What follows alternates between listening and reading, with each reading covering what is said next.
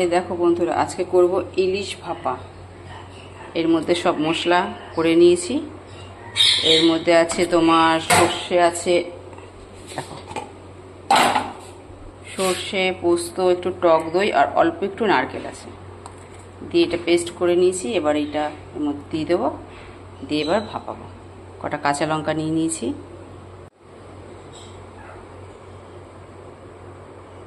এই ভাপাতে একটু তেলটা একটু বেশি দিতে হয়।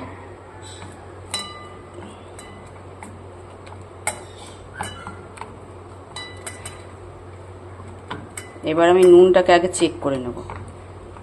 মাছটা দেওয়ার আগে হাতে করে মশলাটা একটু নুনটা দেখে নেব। এই দেখো মাছটাকে মাখিয়ে নিয়েছি।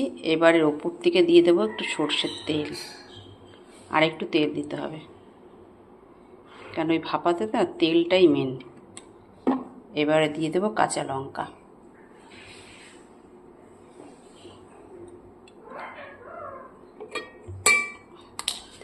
আর এই মিক্সিটা ধুয়ে একটু জলটা দিয়ে দেবো এর মধ্যে।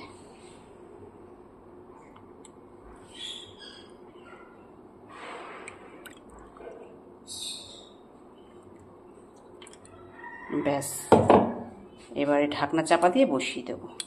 এই দেখো কড়াইতে এটা বসিয়ে দিয়েছি। নিচে একখানা ছোট প্লেটের মতন দিয়েছি, দিয়ে এটার মধ্যে বসিয়েছি। এবার এটা চাপা দিয়ে দেবো।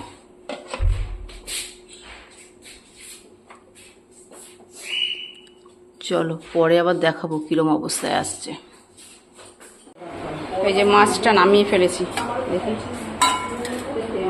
এই দেখো হয়ে গেছে। এর মধ্যে একটুখানি কাঁচা সর্ষের তেল একটু দিয়ে দিতে হবে। একটু সর্ষের তেল, কাঁচা সর্ষের তেলের গন্ধটা ভালো লাগে এই মাছে। এই মাছে বলতে না, যে কোনো মাছের ভাপাতে কাঁচা সর্ষের তেলটা দিলে ভালো লাগে খেতে, গন্ধটাও বেশ ভালো লাগে। চলো এবার চাপা দিয়ে রেখে দিই। খুব তাড়াতাড়ি রান্নাটা, এইসব রান্নাগুলো হয়ে যায়।